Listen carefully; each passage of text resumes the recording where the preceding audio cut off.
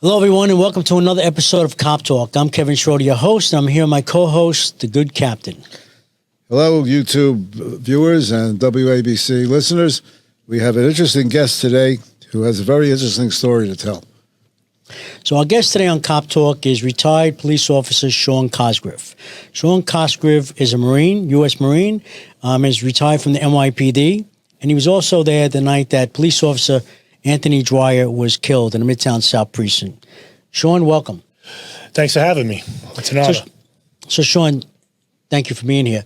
Could you tell our listeners a little bit about your background, where you grew up and where you're from, et cetera? Okay, my name is Sean T. Cosgriff. I come from a family of 14 children, 9 boys and 5 girls.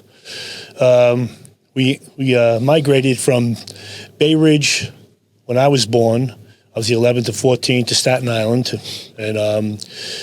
and grew up a very simple life, great parents. I was just always enamored with the military, playing Army when I was a kid and stuff like that. So my dream was to become a United States Marine. And so my older brother was a Marine as well. And so I just saw that, and I always just tried to be the person that I wanted to be a good person and help people and things of that nature. And I still do that to this day. Make a long story short, when I was 17, I asked my mom if I could enlist in the Marine Corps, and she told me no. So I had to wait till I was 18 until I could do it. But before that, I had a girlfriend that her father was a New York City police officer, and he said to me, I was 16 and a half years old, he said, you should take the test, become a cop. I said, I don't want to be a cop. I want to become a Marine. He goes, you never know. So he gave me $10 for the filing fee with the application. I filed it, and I even forgot I took the test. My mother writes me a letter while I was on active duty, and she says, I got a letter from the city of New York. We thought it was a summons or something like that, we thought something, they wanted you for something. Turns out the police department is investigating you. They want you to become a cop. So long story, really short, my active duty time was cut short, and I got off active duty November 27th, 1984, and I was in the January 21st, 1985 police academy class. I never wanted to become a cop, but it seemed like the right thing to do. Some people told me, you should do this. So if you don't like being a cop, go back to the Marine Corps. Okay, great. Get the best of both worlds. I become a cop. I was in the police academy with you, and I was home. It was my calling. It was everything to me. It was a fantastic job. I loved every minute of it. Now, Sean, you come from Staten Island, so a lot of firemen and cops live in Staten Island. So I'm sure a lot of guys you grew up with became firemen and cops as well. Absolutely. And you have brothers and sisters. Any of them were on the job? Well, at one time, I had, but because I got on the job, everything was purely happenstance. My sister became a New York City police officer. My two younger brothers became New York City police officers, and they ended up going to become firemen as well. So at one time, we had 5 civil service workers in my family that were on, working for the city. Where'd your sister work? My sister Liz, she worked in Staten Island. She worked in a 120, and then she retired out of Staten Island Warrants. And how about your other 2 brothers? My brother Michael worked in the 6th precinct where I worked. I got him there. And my brother John worked in the 1st precinct. He didn't want to walk in my shoes, follow my footsteps. He wanted to make it on his own, which he did. And he was there. He was in the first World Trade Center bombing, and he was on all the posters. He was one of the first cops there, saving people's lives there. That's the truth. He was on all the billboards. The bombing in 93. 93, yes. Yeah, yep. In February, yep. Yep. And how long did you do the reserves with the Marines too, or just? Yeah, but after my active duty time, because I got fortunate to become a cop, I stayed in the Marine Corps Reserves until 1991. So from 83 to 91. So you're in the police academy. You come out. You're assigned to NSU 10 in Brooklyn, in Flatbush, and Coney Island area. Those are the 70, 61, 62 precincts over there. Trial by fire. The 70 precinct was a very busy place, and learned a lot there. And then I got activated for the Marine Corps for like 6 months, and when I came back from that, then they transferred me to the 6th precinct in the West Village. Did you want to go to the 6th precinct? I never even knew where the 6th precinct was. I knew nothing about it. Of course not. I think when my first day on patrol, after orientation, they gave me a list of where the footposts are, and they forgot that they changed the boundaries of precincts, and they gave me this list in my memo book, and I made it down somewhere in the 1st precinct. I had to wave a radio card down to tell me where was this post. They were like, "You're in the 1st precinct," and they brought me to Washington Square Park on my first post there. And in those days, it was different. You know, you never called the boss. You didn't ask for supervision. You know. So tell everyone your assignments in the 6th precinct, and then building up to the day you got injured. Okay. First get assigned to the 6th precinct, they had you do a footpost in Washington Square Park, where it was the height of the crack and AIDS epidemic in the 1980s. They would put 5 cops in the park with 1 sergeant. The park was a zoo. And I worked there for 14 months, walking the footpost, made a lot of arrests, all drug-related, a lot of fights, a way different job than what it is today. And the way it worked was they would, if the job needed, on that tour they needed someone to guard a DOA or an EDP, they would take them from the park. So in all essence, it would come down to 2 guys working the park. One would be on meal and 1 guy was in charge of the zoo. That would be me. And all you were doing was you were chasing people all day long or locking people up. One guy would make a collar. And it was chaotic, to say the least. And but you know, trial by fire, did that, and walking footposts on 14th Street, Operation Pressure Point, all drug related, and then details everywhere. One very poignant detail, of course, we'll talk about the Dwyer incident. But when I just had just a couple of months on patrol, New Year's Eve, 1986, 85 to 86, they put us in Times Square. And somebody came up to me and said to me, "There's a guy right there with a shotgun in the crowd on 48th Street and Broadway." And I looked at the guy, and he was wearing a turban, and he had these are memories that will last me my whole entire life. Right. He had a duffel bag, like a sea bag, a military sea bag, and he had a handheld shotgun. He pulled it out like this far, like 6-7 inches. I saw it. He saw me. Me and another cop pursued him. We ran. And he turned around and wheeled it around, and he put that shotgun right on my stomach. And I pulled it out of his hands, and we tackled him. We got him down. And to this day, I can still feel that barrel right on my stomach, right on my vest. Turned out the firearm was doctored to go fully automatic. So if he would have pulled that trigger, it would have been 8 rounds going through me. So I was very lucky that day. And that was when I was saying to myself, I was thinking about this. Here I am, 20 years old. I never wanted to become a cop. And after this happened, we locked this guy up, and I tell the sergeant, I said, "You know, I didn't sign up for this stuff." Yeah. And he goes, "Shut your mouth. You're going to get a medal for this." And that point on, yeah, I did. I got a commendation. So did the other guys for this pick-up arrest. And it was a great arrest. And we found out that the guy wanted to shoot into the crowd. He wanted to kill blacks because he had a problem with that. He was a Muslim type, a Sikh, and it was a very scary thing. And so my bosses in the 6th precinct, after that, they knew that Times Square and New Year's Eve wasn't such a good thing for me to go to after that. And I actually asked them, "Do you mind not? I'll work patrol in the precinct."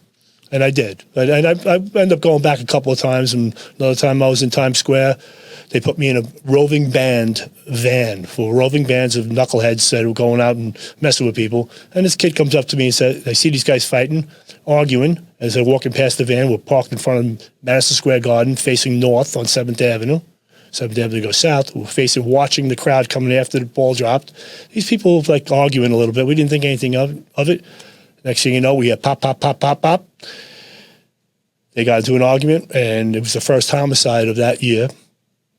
And the poor kid, 18 years old, died right in my arms. Wow. I saw his last breath. A lot of action in Midtown South and Midtown North, huh? It was. Hey, Sean, your career was cut short because you were injured, correct? Yes. Can you tell us about how you got injured? Okay, I was working in the radio car for about 4 years with my steady partner. We had a great relationship doing a nine squad chart. He's still my best friend, Glenn Ionato.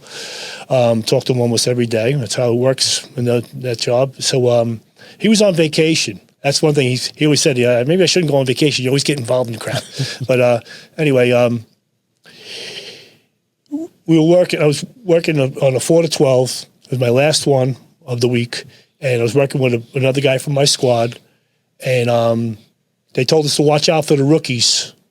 And I already had, 4 or 5 years on patrol. I'll take a patrol cop over a detail cop any day. Patrol cops, they know, especially ones that work around the clock, and I'm one of them, proud to say it. Nothing against anyone else, but that's just the way it is. And a lot of people will understand that. For those who don't, okay. So anyway, that night, told us to watch out for the rookies in Washington Square Park. We pull up, we see 2 rookies trying to settle an argument between it was a Puerto Rican Day Parade, 4 Puerto Rican guys and a white guy, older white guy. Turns out the argument was the white guy was going to sell him 3 hits of mescaline for $10, and he only gave them 2 hits of mescaline for $10. So as a patrol cop, what do? It's hot summer day. It's 10 o'clock at night.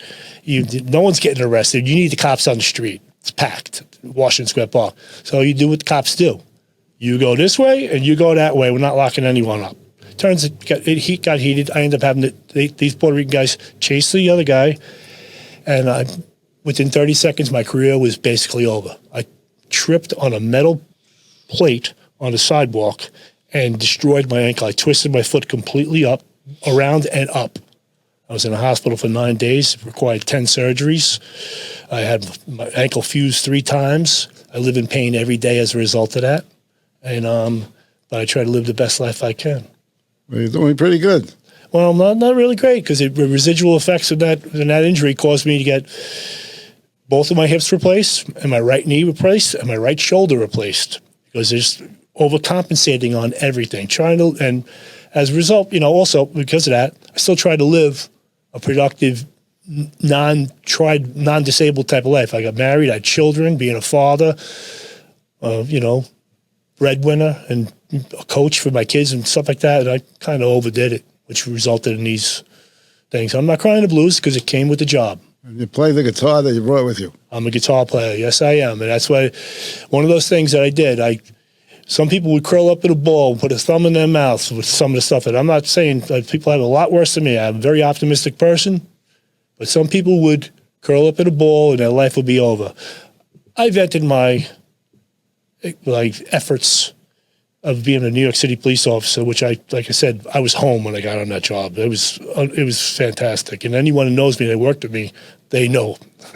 Right? So anyway, I turned it into being a good husband, good father, being a guitar player, helping people out. I'm very active with the Marine Corps League, with being a veteran and things of that nature.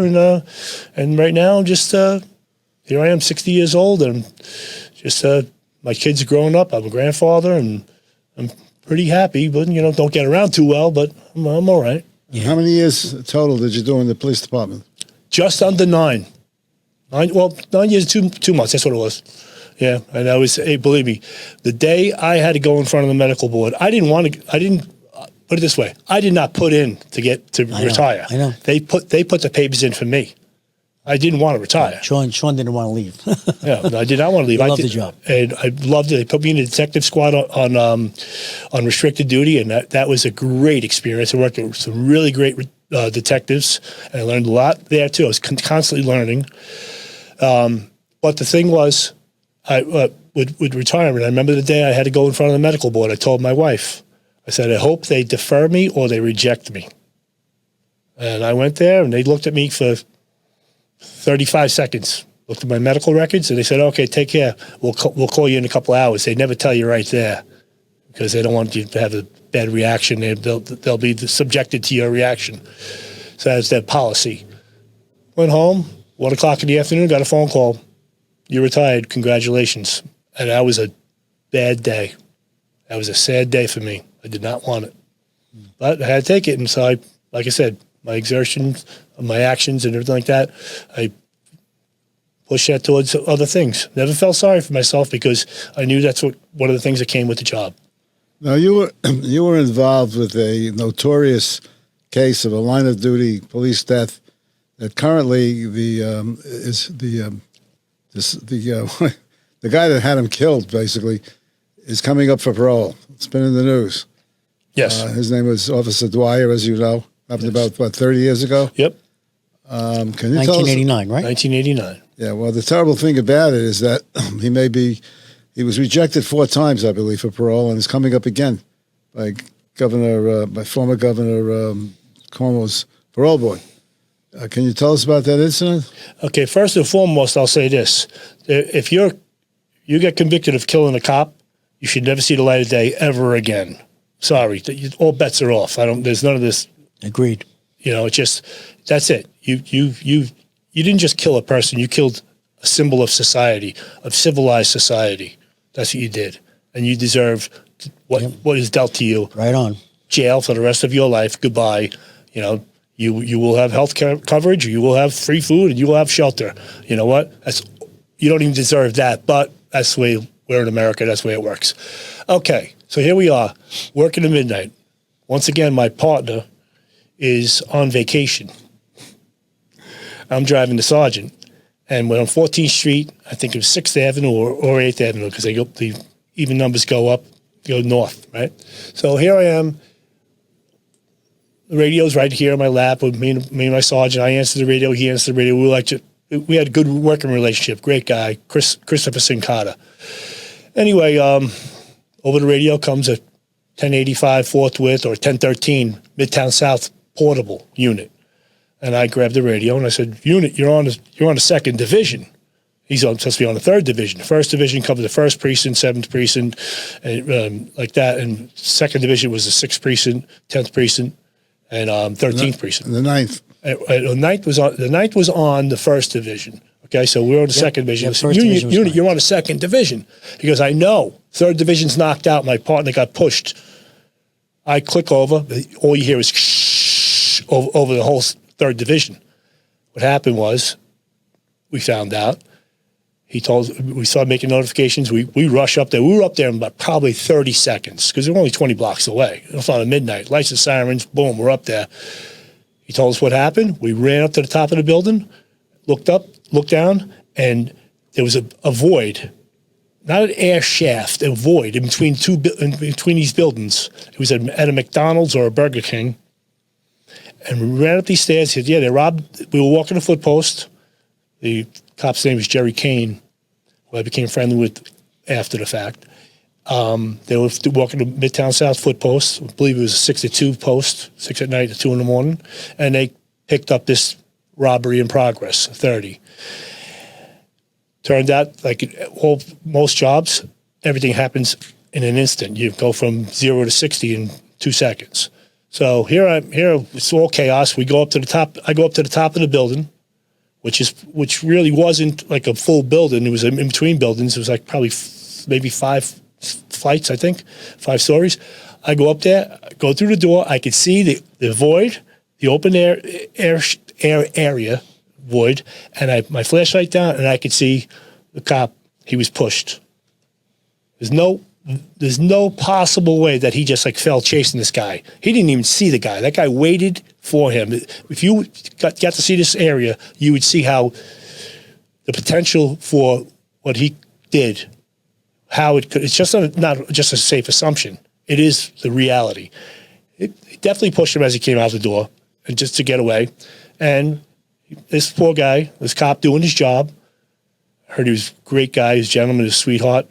He fell to his death, and his body broke his radio, which keyed it, and it knocked out the whole division. That's why the 13 was called on my division. So the chaos ensues. Transit ESU shows up. They rappel from the building down to get to him to see what they could do for him.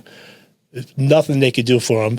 So fire department and police department ESU are in the basement of this building. I was standing right there, and they break through there's a concrete and brick wall, not the foundation per se, but they break through it to get to him, and all dust and everything like that. And they pull him out as quickly as possible.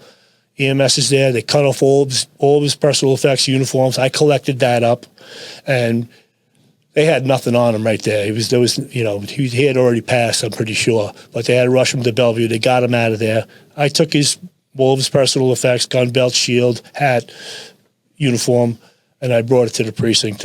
And then for the next, I don't know how long of that part of the tour, we were just searching for unknown people because it was so chaotic.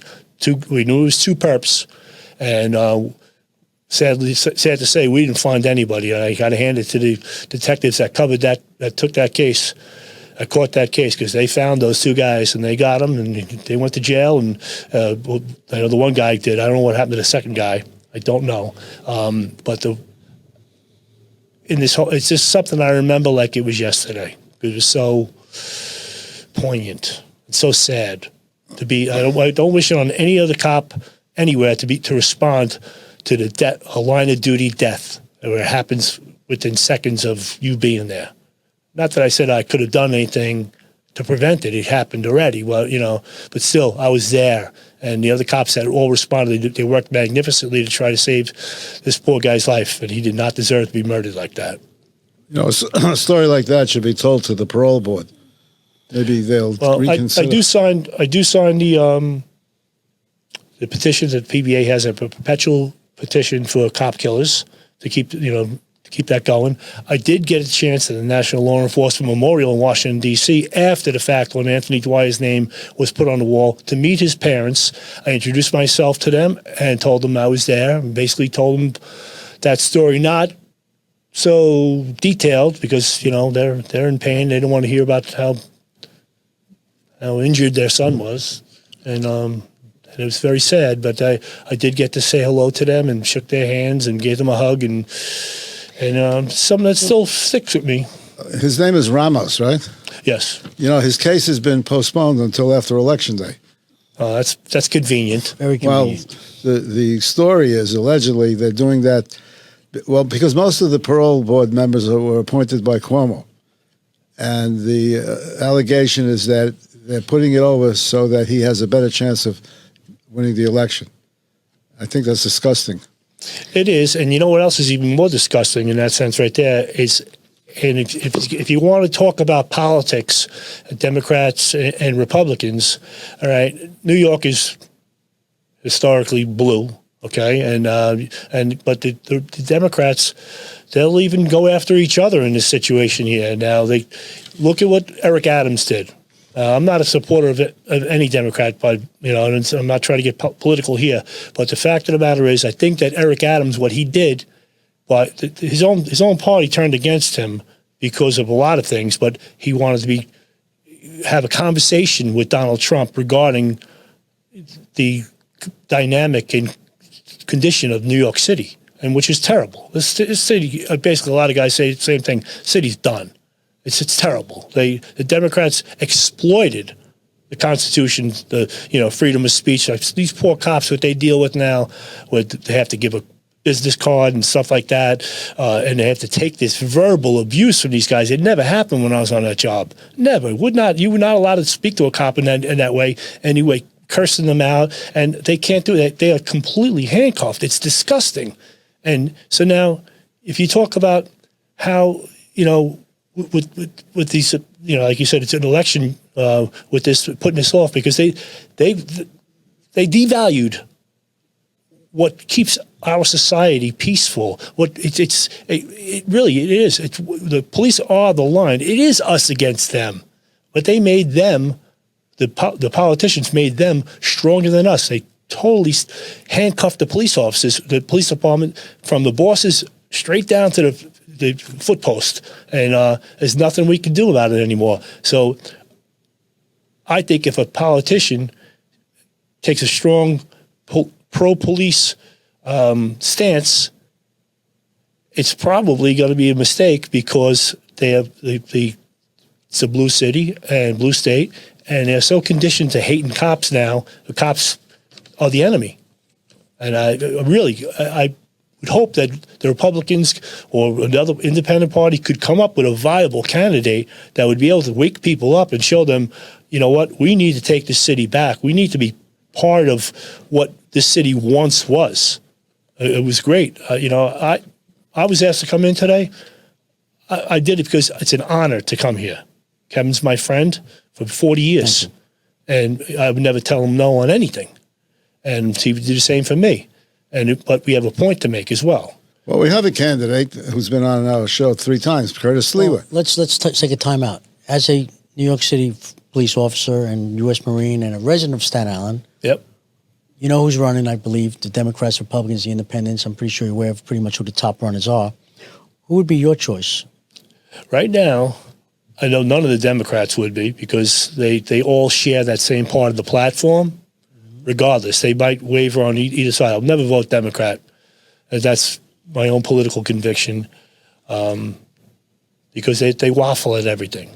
Now, as for the Republicans, you know, I think Curtis Lewa gets a bad rap from people because he's so vocal. But I'll take a vocal guy who wants to, you know, who's not a career politician.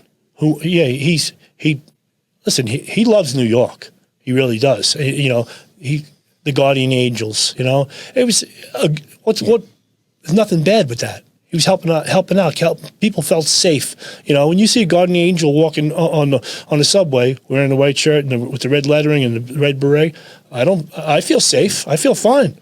I have no problem. I'm glad they're doing it. I'm glad they're there. Yeah, he knows the city well. He loves the city very much, and he's a New Yorker. Yes, he is. And you know, might not agree with him all the time, but you know what? When you see a guy like Curtis Lewa, and I noticed this, and personable man, you know, I've seen him at so many different things over the years. He's standing there by himself at St. Patrick's Day parade in Staten Island like 10 years ago. He's just standing there watching a parade. He wasn't grandstanding. He wasn't doing anything of the sort, just being out there, you know. Do you think most of Staten Island is for Curtis, or what do you think everyone is over there? Well, you know what they did? They diluted Staten Island. It's almost like the Democrat cancer or spreading this disease of the liberal mentality when it comes to, like, it started in lower Manhattan and just goes out to Long Island, to Brooklyn, you know, and stuff like that, gentrification, call it whatever you like. And they're just anti-establishment. So Staten Island is getting that. It's the North Shore of Staten Island is pretty liberal. There's still some strongholds there with people that really care about what goes on, like common sense, quality of life issues, you know. And but you know what? The police, if you had a Democrat, it might be a shot. He might be shooting himself in the foot. But if you had a Democrat that brought back stop, question, and frisk, and you know, because when we were cops, one of the first, a tool that they told us about when we were in the police academy was one of the best tools that you can have as a police officer is a hunch. It's an inarticulable hunch. Like, you just know somehow. It's not being biased. You just can look at somebody. It doesn't make a difference what color they are, what language they speak, what they're wearing. You just know. You just have that sixth sense of someone's guy's up to no good, or a guy. Put it this way: cops, we know this. We are the best at discerning liars because we've been lied to by the best. Everybody lies to a cop. Everybody. You know, I know. Organically with myself, I was never afraid of the cops. I always did the right thing. I was a good guy. I like being a good guy. I have nothing to hide, nothing to be afraid of. I learned when I became a New York City police officer never to fear police officers. I look at them, I said, I did that job. I know exactly how they feel in that radio car. They're not thinking about a power trip, or let's get this guy because he's black, or let's get this guy because he's a Puerto Rican, or let's see who we can mess with today, see who we can abuse, see who we can plant drugs on. They don't think that way. They think like regular jobs just like anyone else.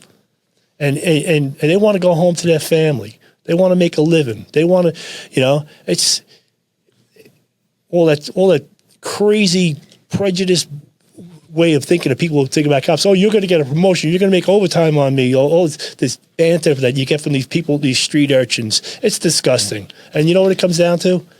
That political party that doesn't instill into these people, into their voting constituency, to have respect for the law, have respect for quality of life, have respect for the fortunate life that they live. It's just take. It's all they do. And they're disgusting. Totally agree. Sean, since your retirement, what you been up to? Since I retired from the police department, my efforts went towards being a father, a husband, a guitar player, and Tell us about the shirt you're wearing, Boys in Blue. Okay, this was a band that we put together, and we called Boys in Blue Band, and it was my friends. We all were cops. The drummer, Gary Randazzo, 6th Precinct cop, good friend of mine. The other two guys that worked in the band with me were New York City correction officers. They were cops. They were friends of mine prior to that. So we came up with an idea for a band, because we played in a band for years, and Boys in Blue Band, because the cops are known as the Boys in Blue.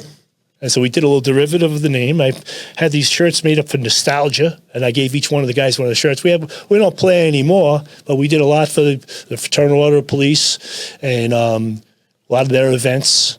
And all over Washington, D.C., National Law Enforcement Memorial. We did that down there every year for, I think, 6 years in a row.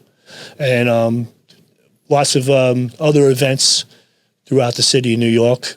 All, We play St. Patrick's Day, too, right, on the St. pier? Patrick's Day. The NYPD Emerald Society? I'm still a member of the Emerald Society for 40 years now. And haven't missed, I think I might have missed 1 or 2 years because I couldn't walk, of the St. Patrick's Day parade and the party afterwards, which is a great time. And they invite me. They don't let me. They invite me to play, and I get to play in between the sets. I play solo, and it's a great time. And it's all goodwill and the camaraderie of being a New York City police officer is equivalent, if not more, than being a United States Marine. So I get both of them. It's great. That's great. Cap? I know we touched upon your career and the police department and some of the conditions cops have to work under. Can you elaborate more on your thoughts about the police department today and where it might be going in the future? Okay, today, and I have strong opinions on this. One of the best things that they had when I came on that job was it was hereditary. Your father was a cop, you became a cop. I heard that story hundreds of times. I'm sure you have too. I had a high school diploma. I grew up in I wouldn't say a poor family, but we had nothing. I guess we were poor. We weren't on public assistance, but we made the best of what we had. So I graduated high school. My thought was go to the military, but did become a cop. High school diploma. When they sort of thought they were raising a standard of you had to require college to me, in a lot of ways, and just to me, is just like it's postponing reality. It's postponing responsibility and maturity. So I don't think college is was the answer to become a New York City police officer or a fireman or a civil servant. I think that was a mistake. I think you got more smarter cops, better guys that were more geared towards it, being a police officer or a fireman with just a high school diploma. I think that was a mistake. So now, fast forward with today, the way they've exploited the duties of a New York City police officer, saying it's constitutionally wrong about stop, question, and frisk. These guys, they're more. I thought I was handcuffed in certain ways and would taking action as a police officer. These guys today can't do anything without. Put it this way: when I was on that job, I'm sure you guys can understand this, concur. The dynamic was you only called a supervisor when you had a DOA or an EDP, psycho, right? That's right. And that's it. You never called them for anything else. You made your arrest and you put it over to Radio Central. This is 6 David. We got one to the station house. They give you the time. You're on the clock for the 2 hours to process your collar, get them downtown. You're done for the day. You took police action. Now it's way different. You have to call a supervisor for everything. They empowered the general public, the mutts, the skells, the dirtbags, whatever you want to call them. We have our own little slangs for them. I think it's utterly disgusting that you got to call somebody who's acting out like a complete scumbag, piece of crap. You got to call him sir, and you have to give him a business card. No, I'm sorry. You open the door. You want to treat me. You want to start cursing at me. You want to call me the N-word or whatever you want to call me. You want to say bad things about me. You're getting it back. We're human beings. I don't have to take that. I didn't get hired for that. That's what I was saying when I took that shotgun off the guy. I didn't sign up for this. My boss told me, shut up, you're going to get a medal. And we had a couple of beers over it, and we got over it, right? But now these guys have to take this.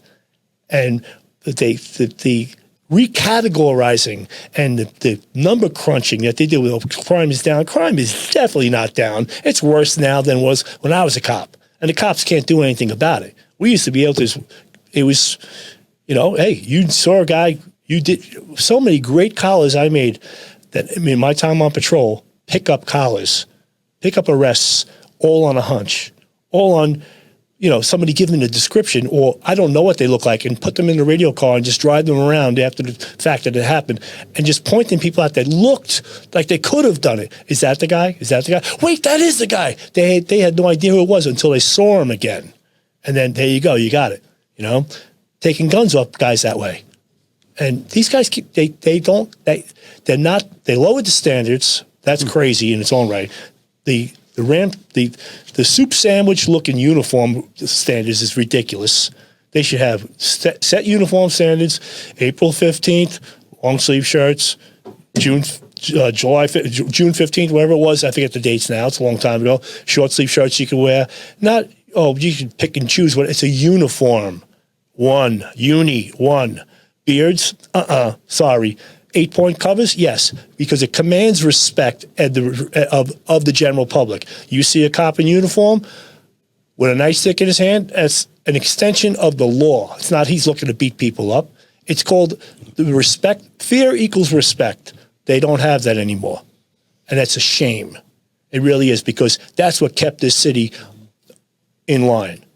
And look what happened. I'm no fan of Rudy Giuliani, Zeros for Heroes, what they did in Midtown South, Times Square. I was part of some of those details in the early days with that. And then, you know what?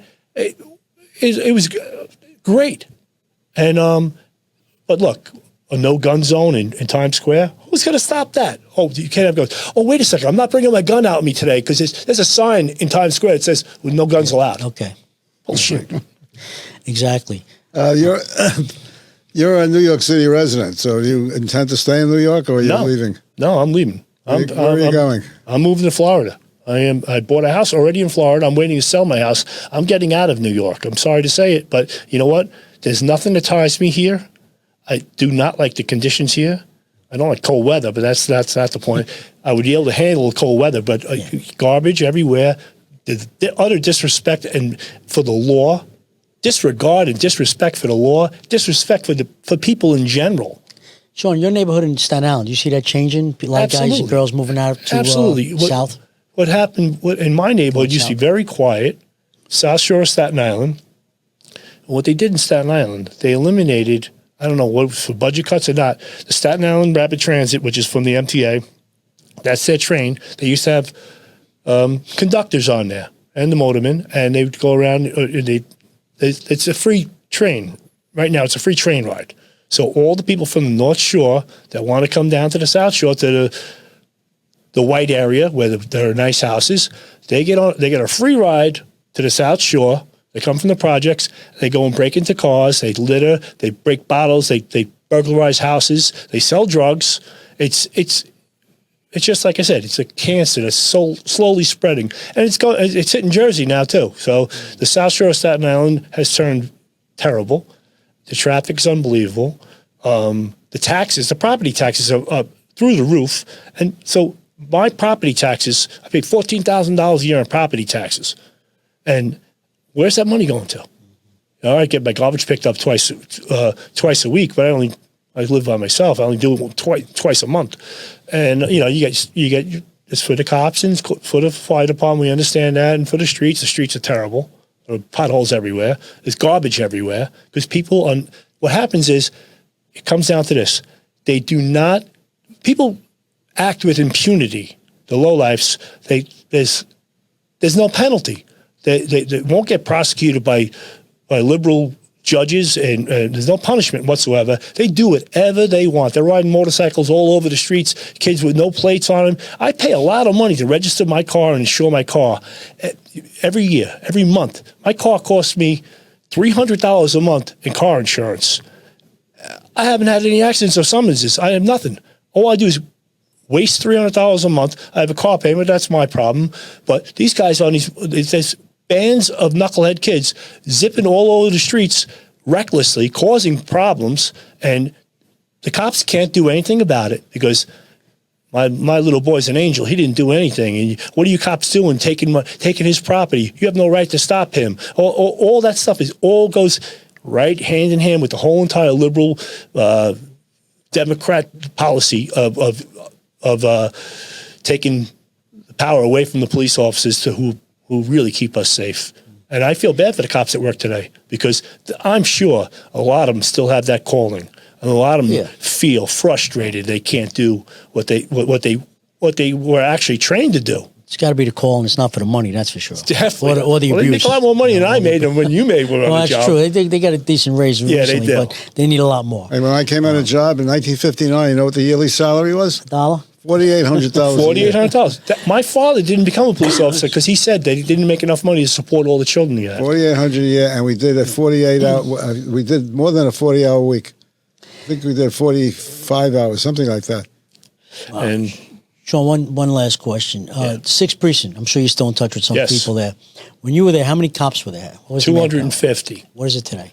I don't even know. I wish it's half of that.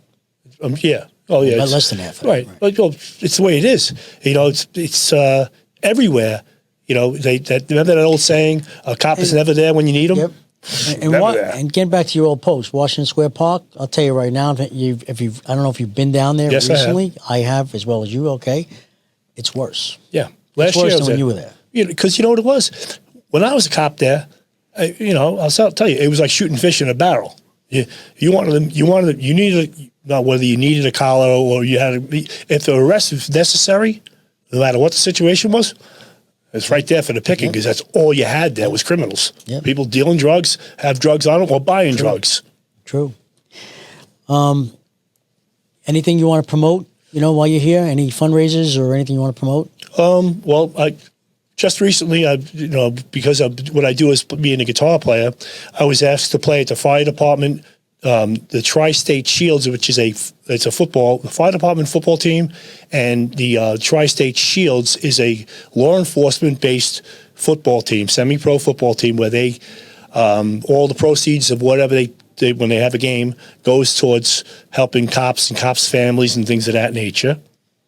And I had the honor of me and my son, who's a New York City fireman, I had the honor of going and playing the national anthem at their game a couple of weeks ago on a Saturday, which was great. And so this on the 8th of June coming up, they're having a run that's for Staff Sergeant Michael Olis, who died in Afghanistan, I believe, in war, and he's from Staten Island.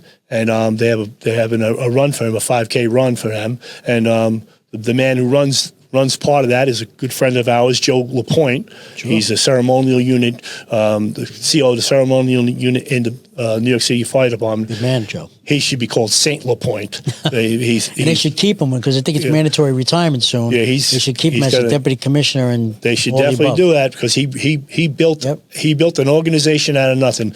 After September 11th, he's the busiest man I ever met in my life. He started out the ceremonial unit.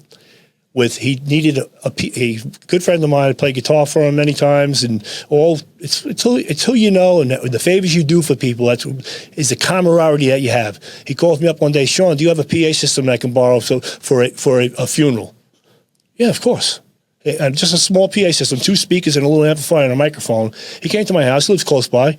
He borrowed it, and he used it so he could call the people to attention at the funeral, all the firemen. It's all as a result of September 11th, and it built up to a huge thing where they allocated money and where they made the unit what it is. You should have him on the show, talk to him about that. Well, we're going to get him on. Even though it's cop talk, we're going to have Fireman Joe He was on. a cop. Absolutely. Oh, I know. Well, he worked at me, Midtown North. He was Precinct. great. Yeah. So he was a correction officer, a cop with me in Midtown North. and now a fireman. So now, Fire lieutenant. so you said, what do I do with my things? Anything cop related, I'm asked to do, I do it. I am a cop. I've been a cop for 40 years now, and what I do is I'm playing the national anthem and playing for the beginning of this 7:30 in the morning. I'll be playing rock and roll and the national anthem on June 8th, Sunday at Newdorf Plaza in Staten Island for the Staff Sergeant Michael Oldest run. So, Sean, if anyone wants to hire you, and you played many of our events, many events I was involved in for years. We're friends 40 years. I'm proud to say and honored to say I'm your friend for 40 years. You played my kids' christenings, communions, etc. Yeah. With that said, how can folks get in touch with you? Is there an email address? It's my name, Sean T. Cosgriff at Verizon.net. And you can look me up on Facebook, Sean T. Cosgriff. And take it from there. Sean T. Cosgriff. Sean T. I remember Sean that. Thomas Cosgriff. I remember that. That's Captain, right. before we wrap up, any last words? Well, Sean, I think you've had a very interesting short career It was. in the police department, and what you've done afterward is just honorable in spite of all your injuries. And the story about Dwyer, who was shoved down that shaft, we can't let that go. Nah. It's got to go before the parole board again and keep this creep in jail for life. I was also involved with the Joel Steinberg case. I was the first one there, that one too. It's another That's right. story. I remember that. That is. Yep. And they did get my input when he was up for parole, but he ended up getting out anyway. But that was another sticky situation. Sean, as we wrap up, you want to lead us out with a song? Okay, we'll do that.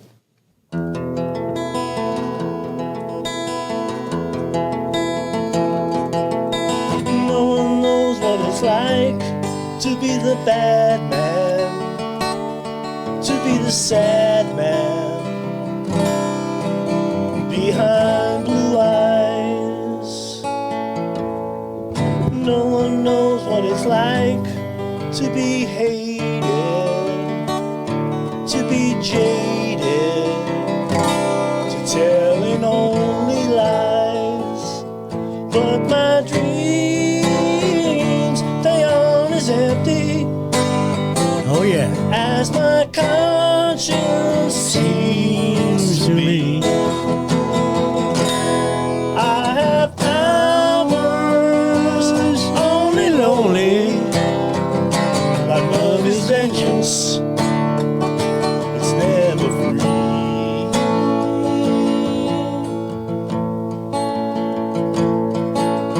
No one bites back as hard on their anger. None of my pain and woe can show through. No one knows what it's like to feel these feelings like I do. And I blame you. Sing it, Sean. But my dreams, they aren't as empty as my conscience seems to be. I have hours, only lonely. My love is vengeance, that's never free. Sean Cosgriff, everyone. I want to thank Sean Cosgriff for being our guest. Thank you for your service with the U.S. Marines, the NYPD. I'm proud to say I know you 40 years and we're friends. Keep playing, baby. Don't stop. Until next time, I'd like to thank everyone for listening to Cop Talk. If you like what you hear, please subscribe. You can follow us on X as well, at Cop Talk WABC. That's at Cop Talk WABC. And Captain? Don't forget, you can view Sean playing his guitar on YouTube. Thank you, everyone. God bless you. God bless America. God bless our U.S. military. And God bless law enforcement throughout the world. Till next time, be safe out there. Thank you, Sean.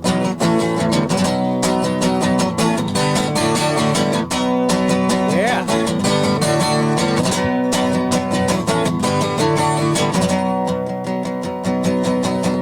No one knows what it's like to be the bad man, to be the sad man behind blue eyes. Beautiful.